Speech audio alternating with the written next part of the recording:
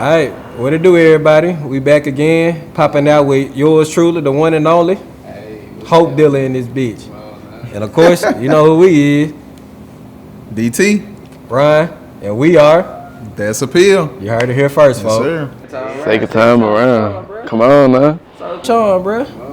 So, bro, the first thing I want to ask you regarding the project is, did you find what you were looking for on the moon? Hold on, wait. Before we get to asking about that, I'm cool today, bro. I'm blessed. I'm blessed to be alive. It's sunny day outside. Made to the spring. It's almost a full year of the project being out. So yeah, that y'all are featured on. That y'all are on. So, man, but now I'm smooth. How y'all doing? Man, we good, bro. You got us in a beautiful location. You mind telling the viewers where we at right now? Man, shout out Coffee Black, bro. Yeah. Black owned coffee shop in Memphis, doing a lot of great things. Mm-hmm. Make sure y'all push up here, get some coffee like I got myself on a good day, man. So yeah, Coffee Black. That's where we at right now. I love this place. Nah, for sure. We in the heart of North Memphis, ain't it? It's low key North Memphis. North Memphis, kind of going towards a little section of East Memphis. Mm-hmm. It's very beautiful out here. Yeah. So are you an avid coffee drinker? It depends. It just depends on the day, honestly. Like today it was cool, and of course nigga want to give love back to the setting we in, so I drink today. It just really depends. What about y'all? Y'all be drinking coffee like that? At the gym, yep. You drink coffee at the gym? Yeah, that's what DT for you. Yo, don't be told. I go after work, so sometimes you might need that natural pre-workout. I ain't gonna lie, I'd be scared to do that. Yeah. My stomach be told. Hey, that's why you gotta time it. You gotta time it perfectly, bro. Then you'll be straight. Nah, you gotta expect the music now, bro. You gotta ask about the person. Yeah, that's all right. Hey, look. But yeah, like I was saying, bro, did you find what you were looking for on that moon?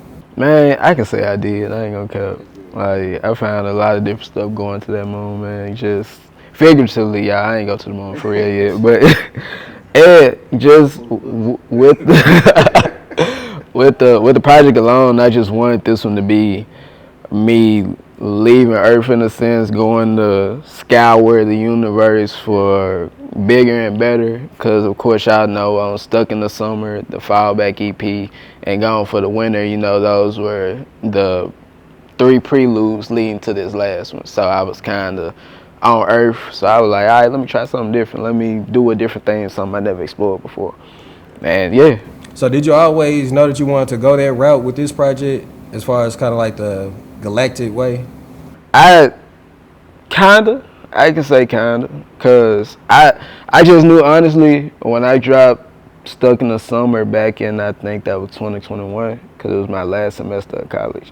So when I dropped Stuck in the Summer, I just knew that I had to end it at the spring because of Kanye's trilogy, you know, college dropout, late registration, graduation. Since he did 3, I was like, all right, I'm going to do 4 on with the season. So I knew if I started at something, I got to end that spring some type of That's funny that you did that too, because a lot of people say this is actually the start of the new year, the spring. Come on. So it like, and I ain't going to lie, this just not opened up like new doors for me, bro. Like since, this, by the time the audience listening, it's gonna be the 1-year anniversary. But I was able to make a short film with it. I was able to honestly just do a lot of new stuff with my music by making this project.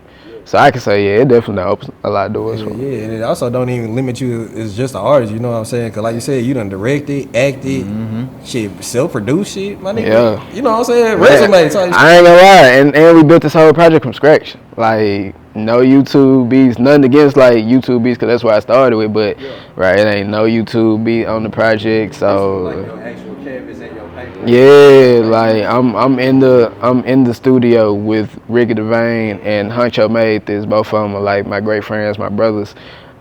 Coming up with every beat, telling them I want this little accent right here, I want this to sound like this, bringing them references.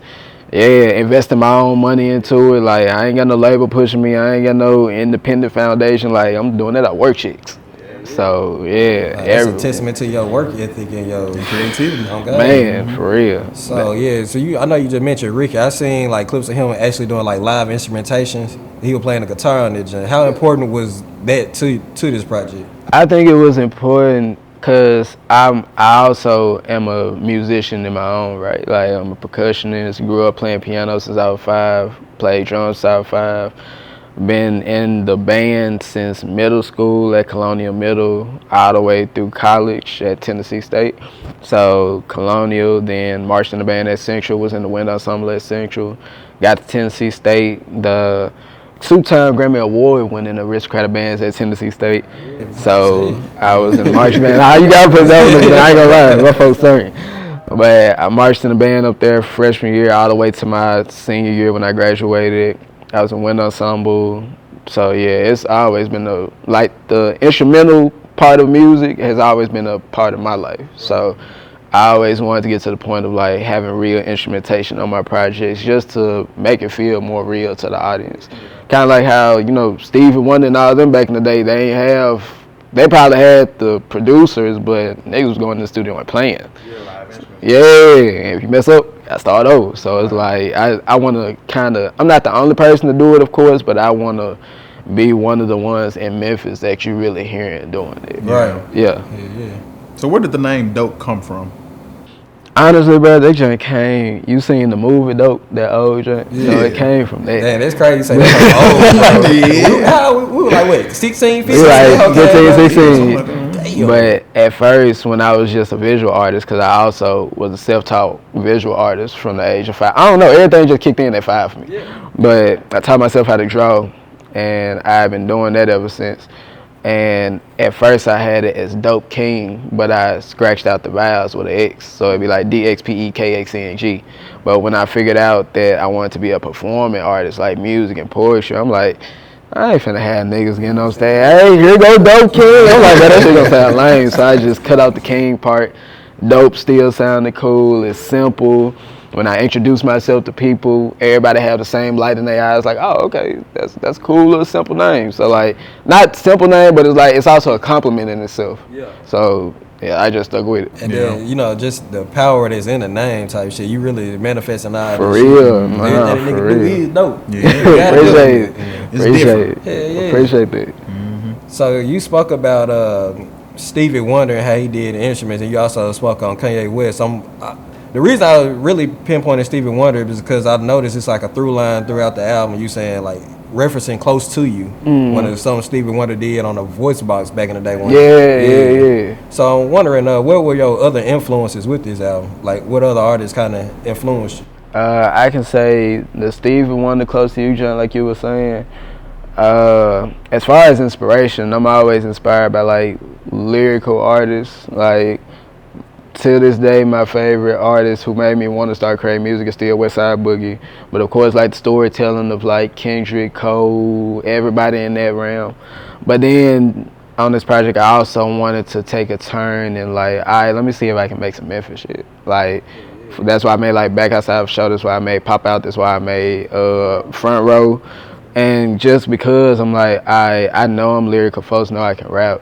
Let me see if I can just make some hard bangers that could possibly get played in the club or possibly get paid at a function, or just trying to like get ready for like real arena settings. Like, I want to have some hard shit that folks can mosh pit to and stuff like that. So I even say somebody like a Project Pat, like he for sure. Yeah.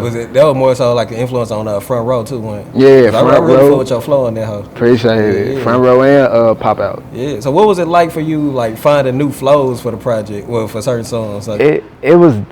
I don't want to say it was too different. It was just like, I get out your comfort zone. Yeah. Like, you ain't gotta overthink it too much. You ain't gotta be super entendre heavy all the time, or like, just have fun with it. And like, in Memphis, like, we ain't just always focused on lyrical content. Sometimes niggas just want to feel how they feel when they listening to certain artists. Now, what they do after that is their business, but but I was just like, all right, let me dive into y'all word a little bit, and then so that's just how it came about. Yeah.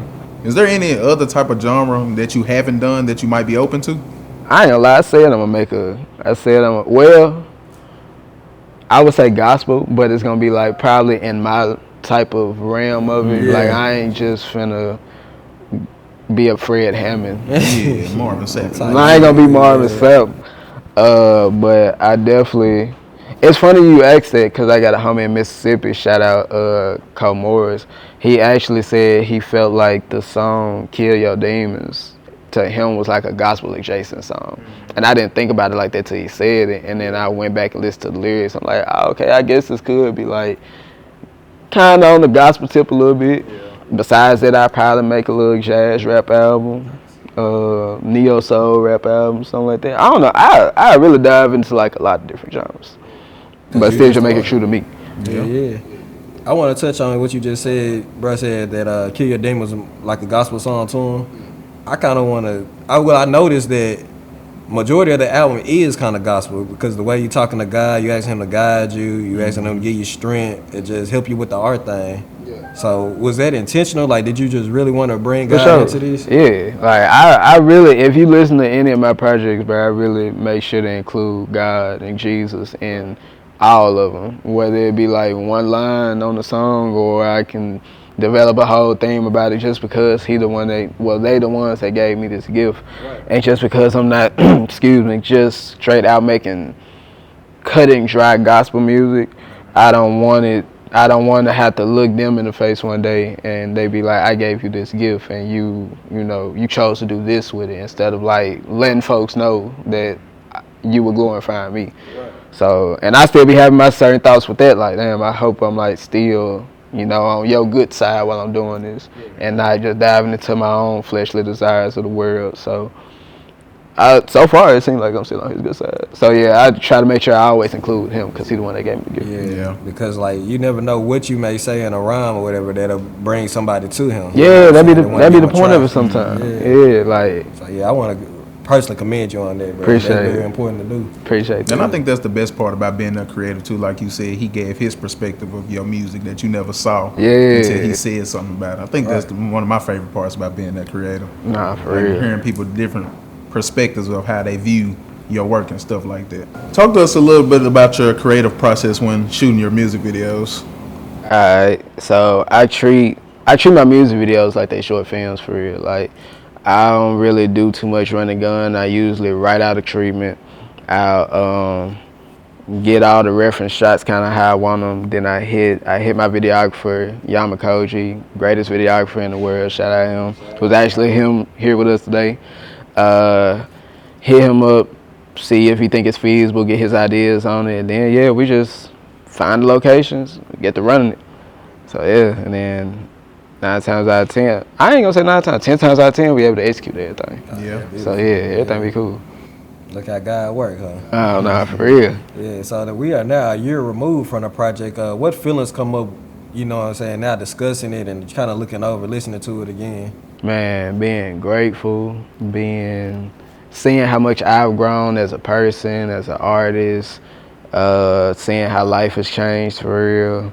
And it's like, life ain't changed too much, but life has changed in a lot of ways. And ironically, that's why I asked God, like with this project, to let this be the project. I ain't just saying like it had to blow me up for real, but let it just change some things in my life. Right.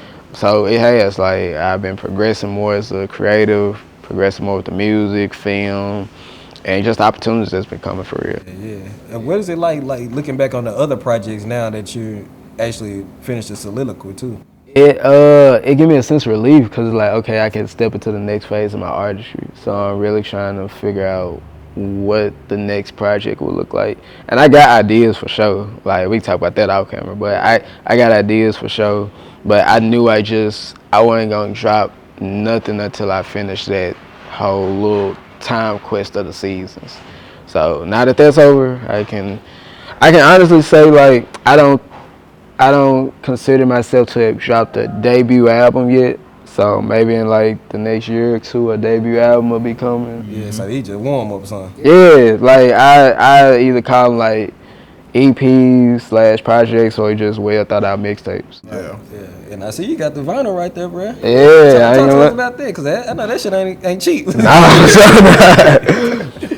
Man, Music Export Memphis, bro, shout out to them. I was a grant recipient that I went out for, and I ended up getting the grant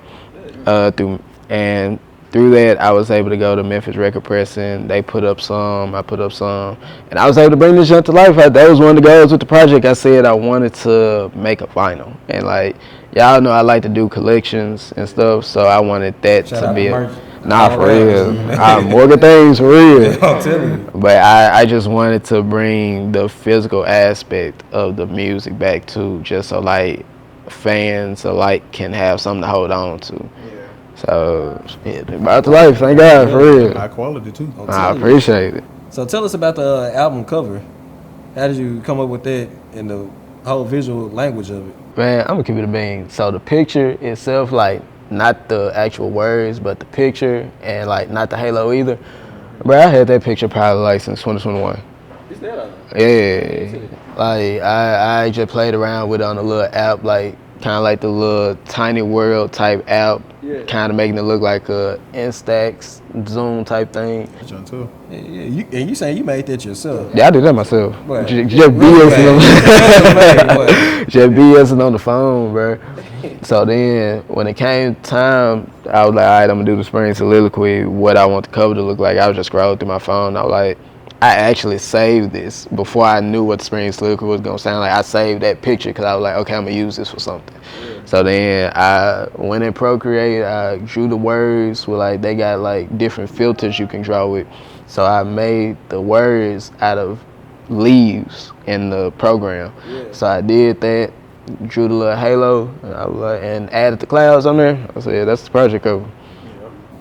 How does it feel working with local creatives that's in the same avenue, different avenues as you? It'd be cool to me. Like everybody is like the homie for real. Well, I ain't gonna say everybody the homie, but like, but if like, I feel like we all.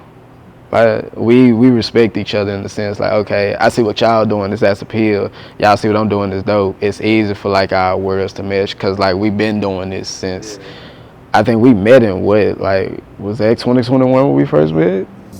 I think so. Yeah, if I'm not mistaken, right? Yeah. I've been knowing you since high school though. We were already on Instagram together. Exactly. So it's like it was just bound to happen. So some people I do be feeling like, oh damn, I wake up and you doing something not cool, or like I've been doing something and we cross the paths again, like it be destined for it to happen. And honestly, like Memphis pushed what it pushed, but it's like so many sub-genres that's just waiting to bubble and like break through the ceiling or whatever. Right. So it's just like I really be hoping that, kind of like we said back in the day, like a Memphis Renaissance just to happen for like. So I just be hoping and praying that they happen. Yeah, and I know. On the record, you were talking about like, I got like I ain't ate shit today. Looking at Talk about some on your record. You were saying like, do you want to be the face of a desolate world, something like that? And then I know it was also saying like, you know what I'm saying, you address the critiques on blah blah blah. They like, you know, the city don't want to hear that shit. How do you deal with, you know what I'm saying? How do you go about navigating this shit? Right, I don't be really caring about what these folks think they want to hear. Like I'm gonna make what I want to make, and then if I can make it at least a little bit adjacent to what you want to hear, then okay, I know I've done my job. Cause it's like if I can go get the most thuggish, ruggish bone nigga to bump this joint and he be like, hey bro, that's hard, then I done did my job. Cause I'm not finna dive all the way into your lane to change who I am just to appease you. Because at the end of the day, like I said, I still got to answer to God when it's all said and done. So, like, I could easily go be a shoot him up, bang, bang, just to hurry up and get up out of here. But then, like I said, when it's all said and done, I got to go answer the big man upstairs. He going to be like, man, you ain't no excuse. Because you knew better. You grew up in church. You knew not to talk about this. You was supposed to be trying to help other people get out of there. So, I don't really just take too much heed to it for real. Like, it'll still come if it's meant for me. So I ain't really worried about like the critics right now. But you like you said, you know, God got more good things on the way. Come on now. So I can't even trip off of it. Yeah. Can you talk to us about any upcoming projects or any upcoming work, collaborations you got? Yeah, it's definitely gonna be some new music on the way. I wanna say definitely might go on a little single run, just because I've been so used to doing projects over the years. I can say, all right, since I got that series over the way, I can just drop like some cool singles that ain't gotta be as themed heavy or whatever. And besides it, I can say The film is definitely gonna be released. The film, The Seasons Past, which is regarded around the project and surfaces of that sort, that'll be out for all viewing purposes and stuff. So besides that, yeah, it's just gonna be a lot of more good things on the way. No pun intended. Yeah. Speaking of love, bruh, what is your relationship with love? Because I know, like, on the first half of that album, you were more so popping your shit. Then it got to the part where the white lady was talking. That's when you kind of just re-examined, like, your surroundings and shit. And then, like, the latter half of that one, that was, like, the actual love. You know what I'm saying? So, speak to us about that. I ain't gonna lie, I'm a lover boy. There So like, and in the midst of finishing the project, I did meet a very blessing of a person, and you know, we started doing our thing. We still doing our thing. So that was definitely like inspiration towards the project, especially like Whose Heart. That's her favorite song. So it was just like how art imitates life, life imitates art. And once that happened, it was like, okay, I was able to write these songs to add to the project. Cause this shit, it turned like straight poetry, bro. You like really get it. Appreciate it. Yeah, I'm telling you, bro. I think my favorite song, Moon Landing. For sure. Yeah, J Music killed them vocals. Shout out J Music. Nah, I ain't gonna lie, that was me on that joint. That was you? That was me. God damn. That was me and Chester Make. Appreciate that. Where did you get your style from? Like music style or Music just style, wardrobe. just being a visual artist. Like I believe because I can see things in like a cinematic type way and I can't turn the shit off no more. It affects how I make music. It affects how I dress. On a music tip, I always be wanting people to hear my music and close their eyes and be able to like visualize something cinematic going on at the same time. So I think that probably plays a part in every aspect of my life for real. So what about the piece you got on? You designed that? Nah, I actually bought this joint and like I've just been rocking it. I pull it out for certain occasions. It's just some cool, some subtle. Like I ain't the big flexing rapper yet, but like shit, this shit's something cool, something subtle. Yeah, that was definitely nice, bro. Appreciate it. Yes, Appreciate sir. that. Do you have any goals for the end of this year? Goals for the end of the year. I definitely want to do. I would definitely want to do a film viewing of the short film. Besides that, possibly do a event towards the end of the year. Maybe either surrounding the Spring Soliloquy or surrounding something new and just have it artistically inclined in the sense of like visual art, film, and music. So Lord willing that happen. If it don't happen this year, it'll happen eventually. Besides that, honestly, just keeping the pace, staying in the race, honestly. Gathering new fans, doing bigger and better performances, and yeah, just pushing the thing, keep going. All right, and more good things. More good things. No, is there anything else you want to leave the people with? The Spring Soliloquy out now. You can find that on all streaming platforms. The vinyl is available. You can definitely purchase that.